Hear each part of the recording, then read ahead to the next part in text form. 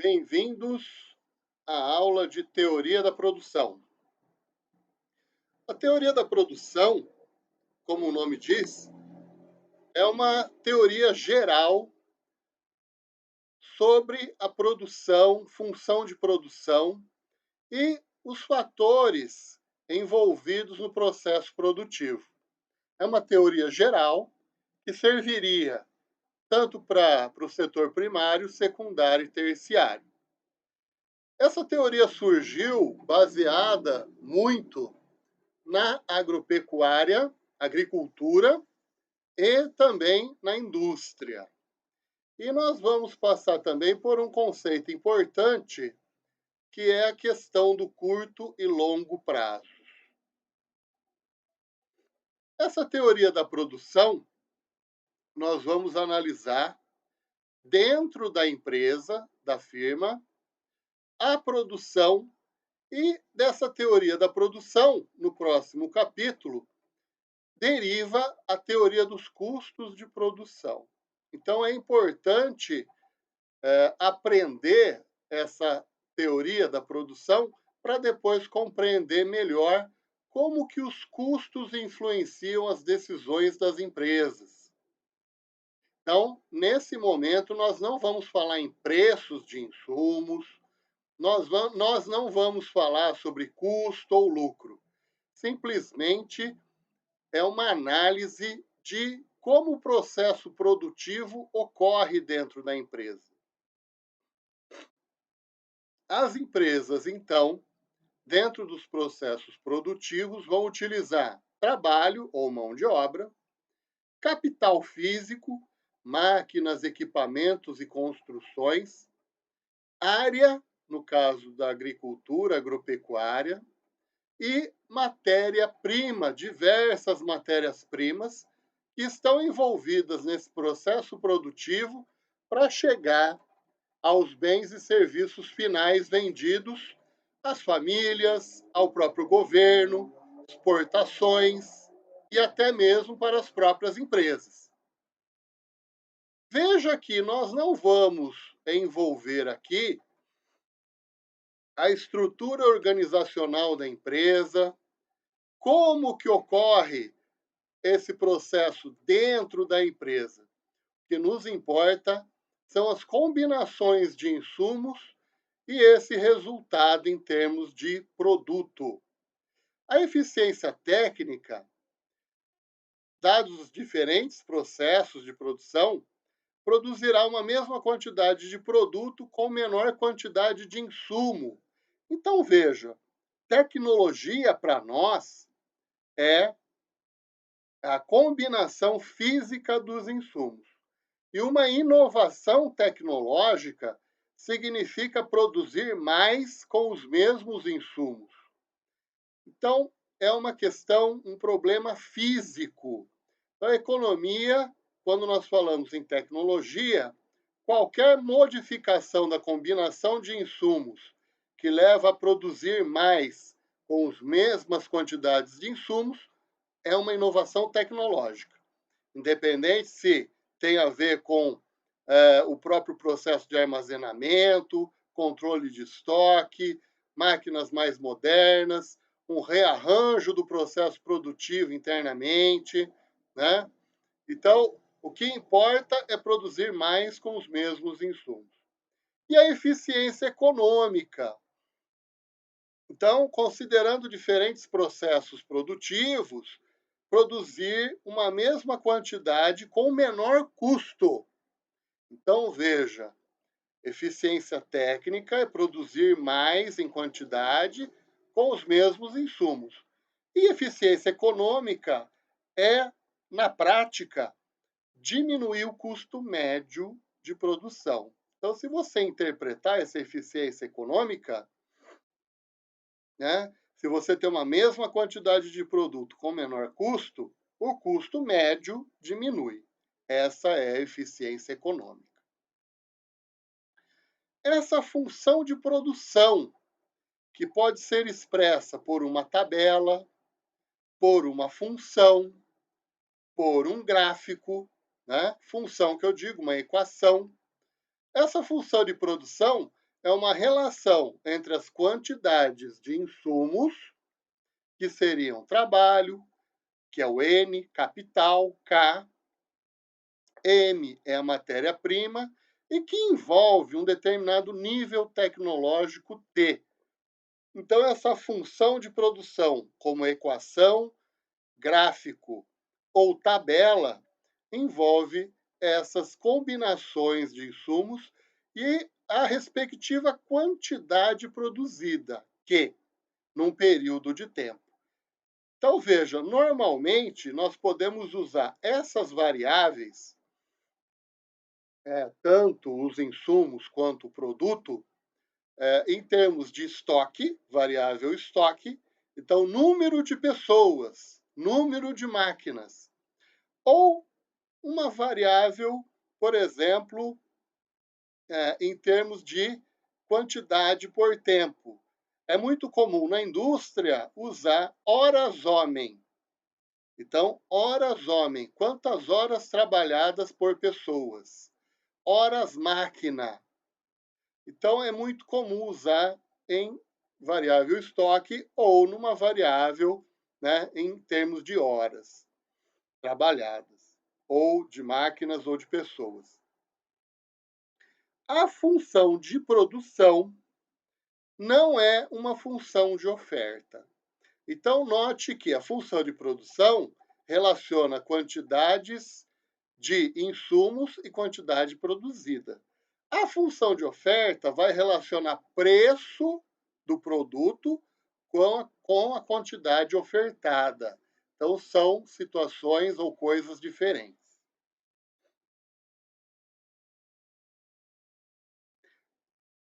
Tem um conceito importante que é o curto e o longo prazos.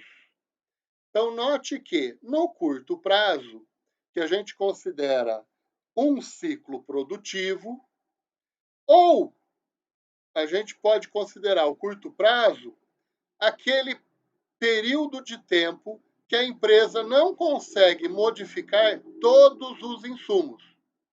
Pelo menos um insumo é fixo. E, normalmente, o insumo fixo no curto prazo é o capital. O capital físico, máquinas, equipamentos e construções. Normalmente, o capital físico é fixo no curto prazo. Então, quando estamos em um ciclo produtivo, a empresa ela tem condições de aumentar a produção contratando mais trabalho e usando mais matéria-prima, mas ela não tem condições de aumentar o tamanho, por exemplo, da fábrica. Ela não tem condições de aumentar o capital no curto prazo.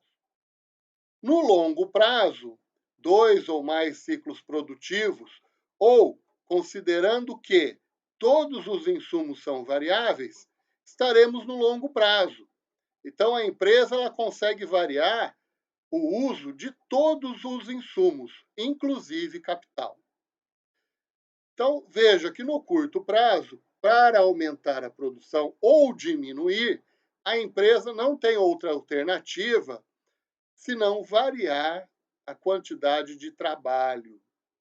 No longo prazo, aí sim, a empresa pode aumentar o tamanho da fábrica, se houver necessidade, ou até mesmo diminuir o tamanho, né, ou a quantidade de máquinas, equipamentos e construções. A função de produção, ela vai te dar um produto ou quantidade produzida num período de tempo. Pode ser um mês, uma semana ou um ano. E existem alguns indicadores que nós podemos utilizar. O primeiro indicador é a produtividade média ou produto médio do trabalho e o produto médio do capital.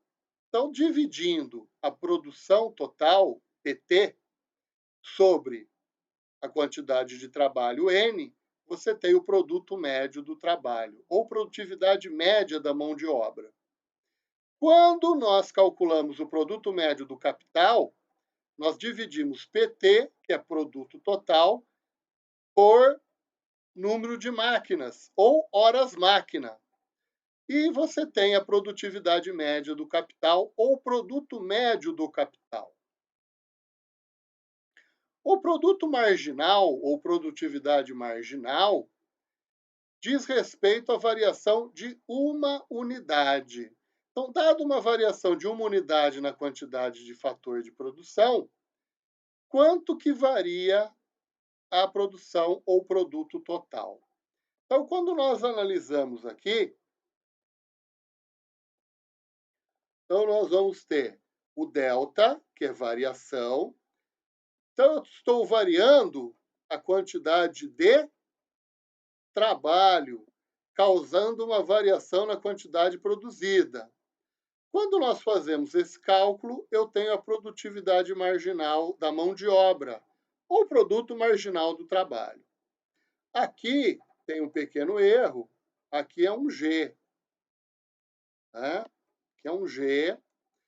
Então, variação do capital causa variação na produção. Quando eu faço esse cálculo, eu tenho o produto marginal do capital, ou produtividade marginal do capital. Veja que, e esse é um ponto importante, normalmente, na vida real, inclusive, não só na teoria, nós temos os dois produtos marginais decrescentes. Vou colocar uma flechinha para baixo. Eles são decrescentes. Por quê? Então, vamos tomar como exemplo nós mesmos.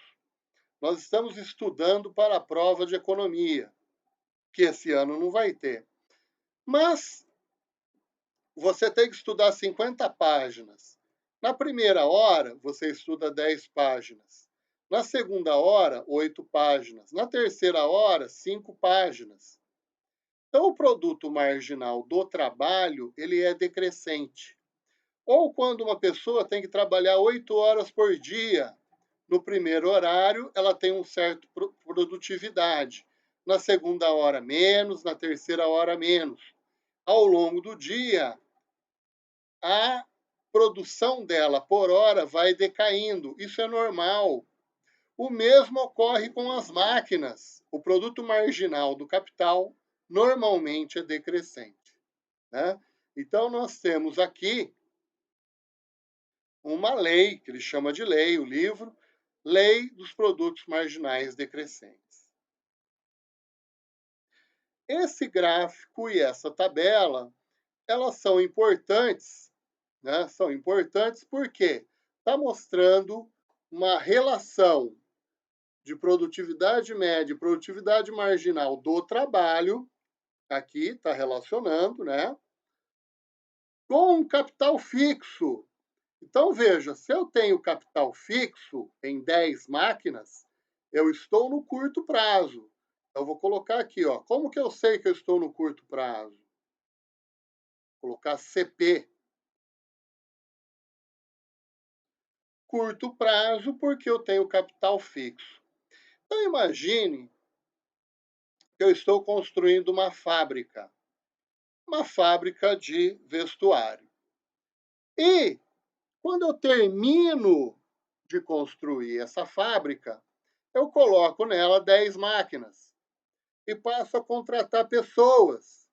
No início eu não tenho nenhuma, então, nenhuma pessoa, N igual a zero, e produção zero. Quando eu contrato a primeira pessoa, a produção vai para 3, produto médio, ou seja, produto em relação a pessoas dividido, é 3, e aumentou 3 a produtividade. Quando eu contrato a segunda pessoa, a produção aumenta para 8. Então, veja, na margem, quanto que aumentou a produção? De 3 para 8, aumentou 5. Então, o produto marginal é 5. E se eu dividir a produção de 8 pelo número de pessoas, 2 pessoas, eu tenho uma média de 4. Então, veja, quando eu tenho 2 pessoas trabalhando, tenho 10 máquinas. Eu vou ter um produto médio de 4 E quanto que aumenta a produção de 3 para 8? 5. Então, eu tenho um produto marginal de 5. O que significa? Que quando eu contrato a segunda pessoa, ela acrescenta na produção 5 unidades. Contratando a terceira pessoa, a produção aumenta de 8 para 12. 12 dividido por 3 é 4. Quanto que aumentou a produção? De 8 para 12. Então, aumentou 4. O produto marginal é 4.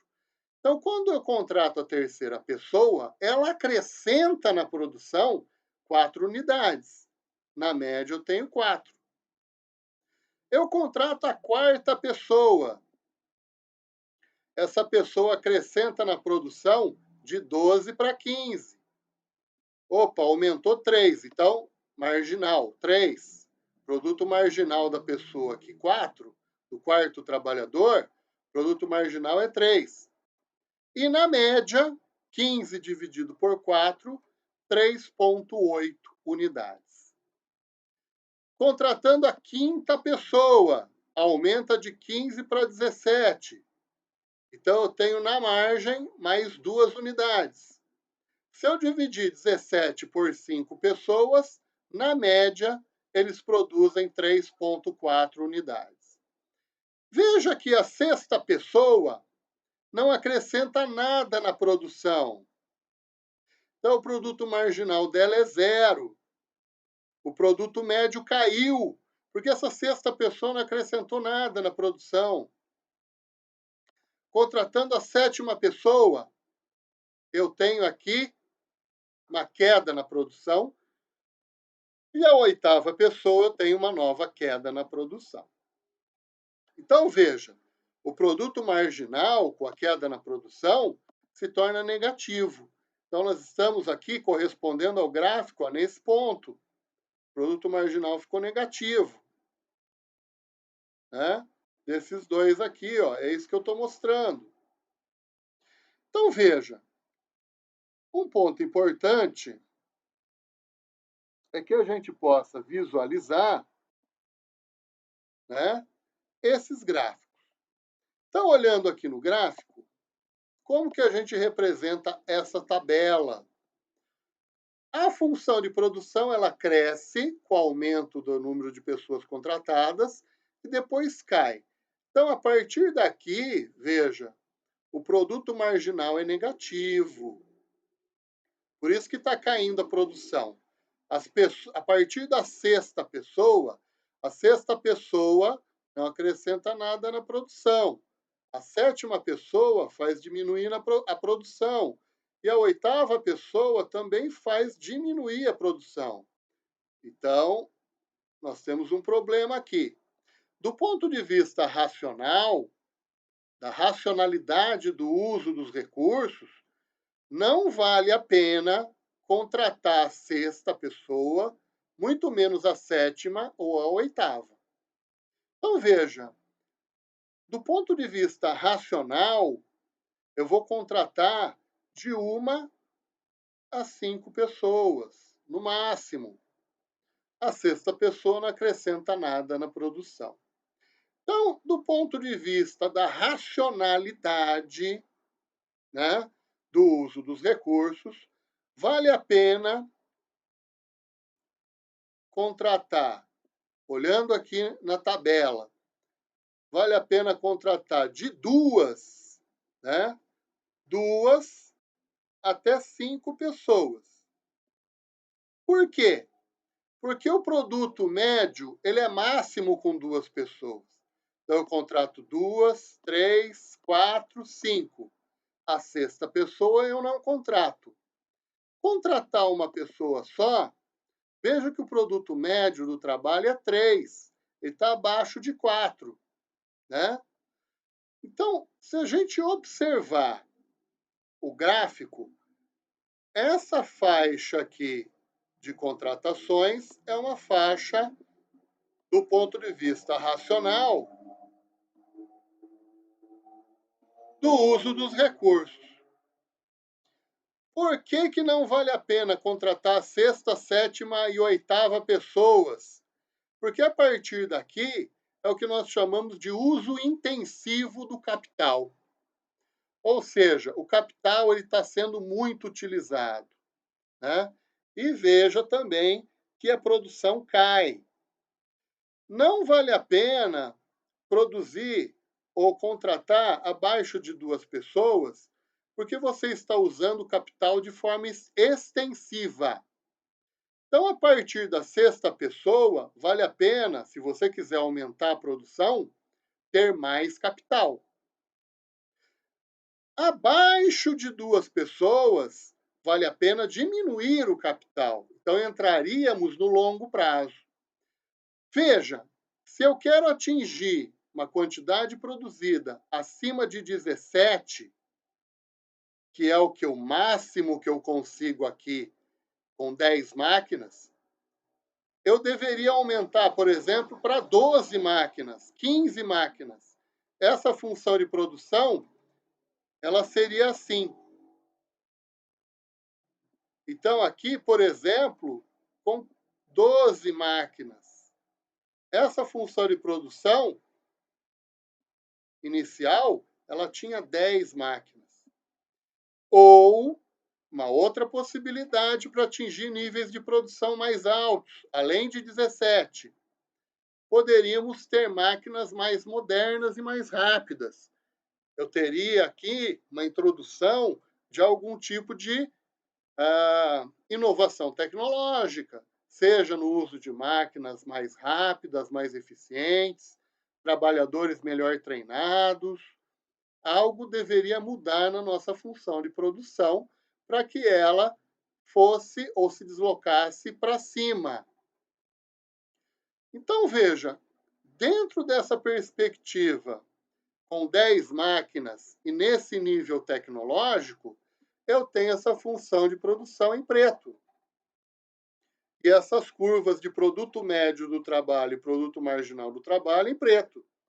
Se eu quiser aumentar a produção além de 17, eu tenho que ter uma inovação tecnológica ou, ao mesmo tempo, posso ter também um maior número de máquinas.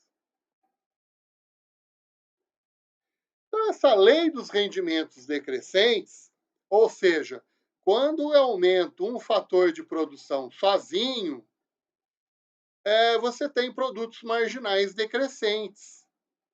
Ou seja, a produtividade marginal do fator que você está aumentando ou diminuindo, no caso aumentando, ele cresce até certo ponto. A partir daí, decresce, até se torna negativo. Pode acontecer de se tornar negativo? Pode. Um exemplo são os setores de extrativismo, principalmente extrativismo vegetal e animal.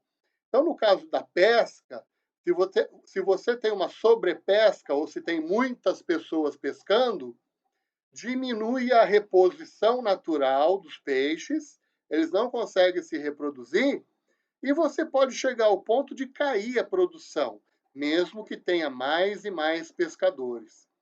Então, é um exemplo: extrativismo vegetal, extrativismo animal. Você tem setores que isso ocorre de forma para o setor como um todo. Também nas empresas, pode acontecer de ter excesso de trabalho. Então, você chega ao ponto de diminuir a produção. Ou mesmo, lembrando desse gráfico, você pode estar trabalhando no limite do intensivo do capital. Vamos tomar como exemplo aqui, não é? A indústria automobilística, que tem, às vezes, um aumento da demanda muito forte. Então, a indústria automobilística, ela trabalha de manhã e à tarde, vai aumentando a demanda, até chegar ao ponto do seguinte, né? Vamos imaginar aqui que ela começa a trabalhar nos 3 turnos. Então, ela está próxima dessa situação. O que a indústria automobilística deve fazer quando ela está trabalhando de manhã, à tarde, à noite, sábado, domingo, uso intensivo das máquinas, mais máquinas quebrando, trabalhadores com produto marginal decrescente, as pessoas estão ficando cansadas, fazendo hora extra, enfim. Ela deve aumentar o capital. Então, veja, ou ter uma inovação tecnológica. Então, nós estamos no longo prazo quando nós fazemos isso. Então, veja, a empresa, ela planeja no curto prazo, ela tem uma perspectiva da demanda no curto prazo.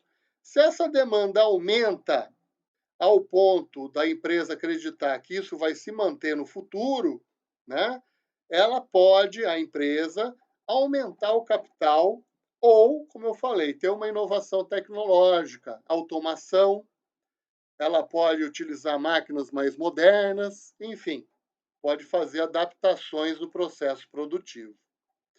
Então, essa lei dos rendimentos decrescentes, ela é verdadeira.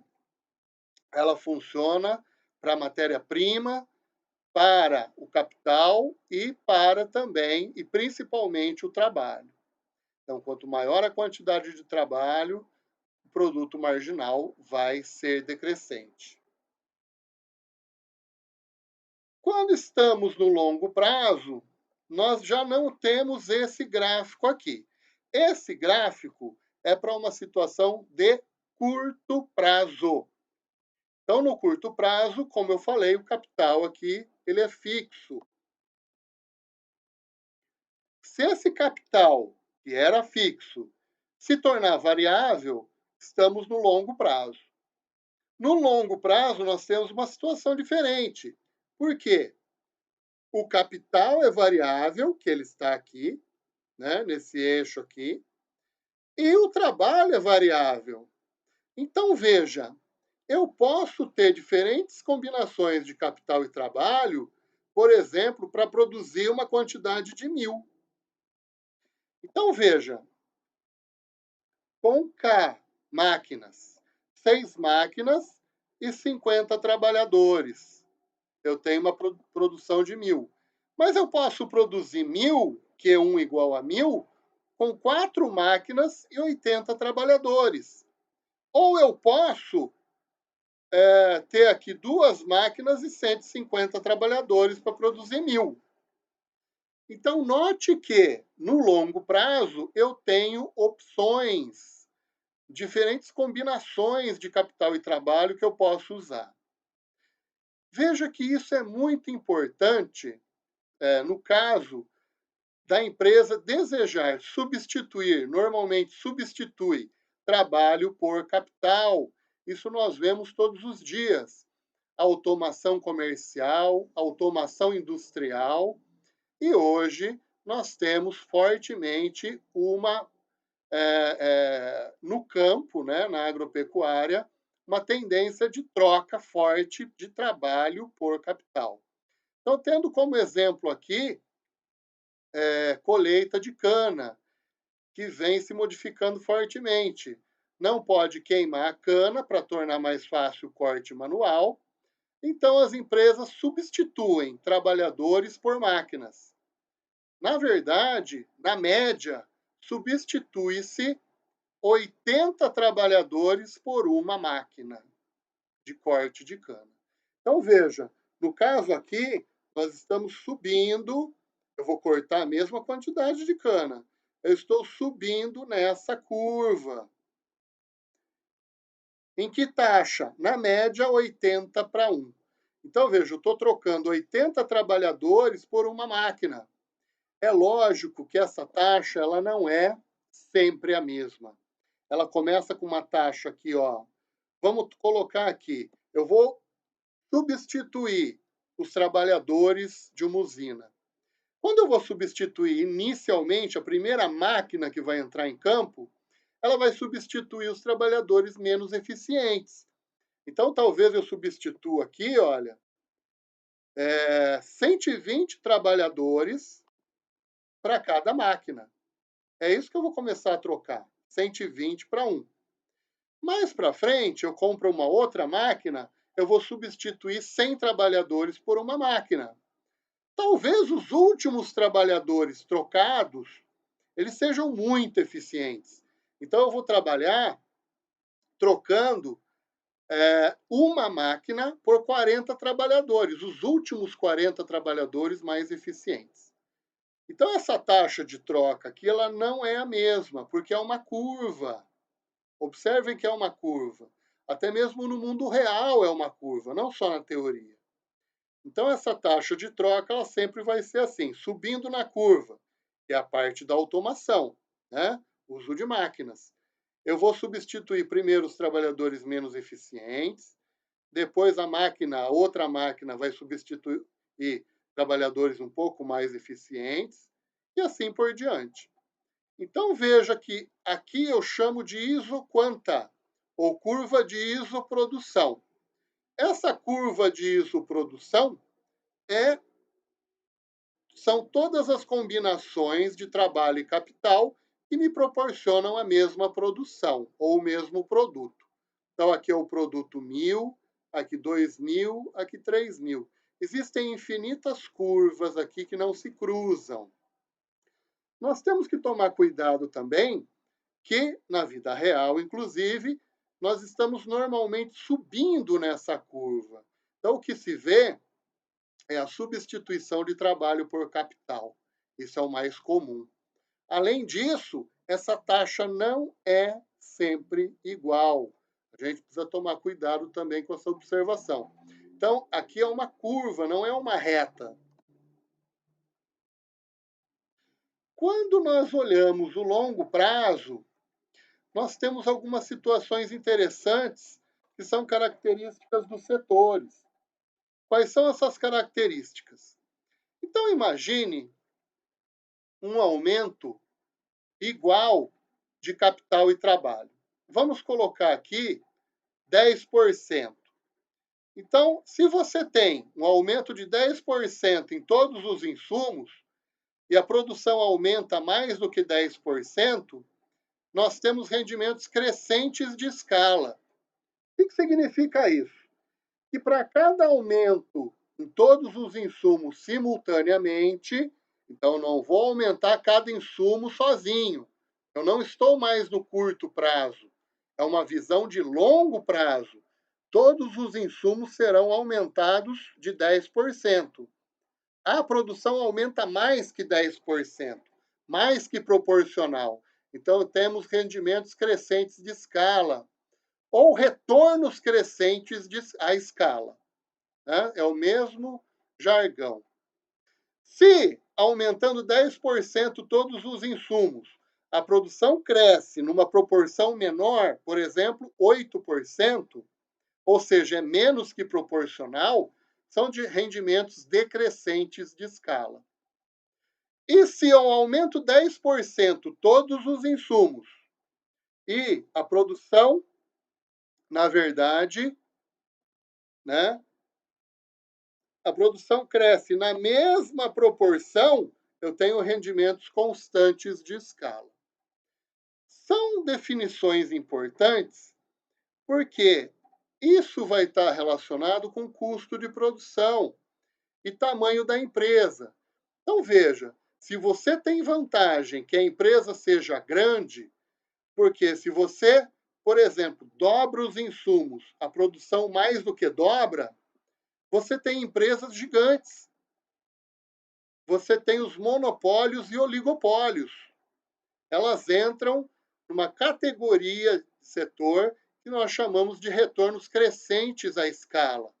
Quanto maior a empresa, mais eficiente ela é. No caso dos rendimentos decrescentes e rendimentos constantes, são características de setores pequenos ou médios, ou empresas pequenas ou médias em determinados setores. Por exemplo, você tem o setor aqui de padarias, de pequeno comércio, vestuário, e normalmente lojas de vestuário elas são pulverizadas, são lojas pequenas e médias. Provavelmente elas apresentam retornos decrescentes ou constantes à escala. Então veja, aqui nós temos grandes empresas. Grandes empresas. Aqui, nessas duas situações, pequenas e médias empresas. Então, isso é característica do setor. Nós conseguimos visualizar grandes retornos crescentes de escala onde? Por exemplo, aqui, na aviação civil, indústria automobilística, distribuição de energia elétrica, água, né, tratamento de água, esgoto. Então, são setores que normalmente têm retornos crescentes de escala. Os rendimentos decrescentes de escala são os pequenos comerciantes, padarias, enfim, você tem característica aqui de pequenas, médias ou até microempresas. Então, a função de produção característica do setor vai determinar o número de empresas naquele setor. Então, isso que é importante e vai ter relação muito próxima com custos de produção, que nós vamos ver no capítulo 6. Então, na próxima aula, nós vamos fazer exercícios referentes a esses conceitos teóricos. Muito obrigado.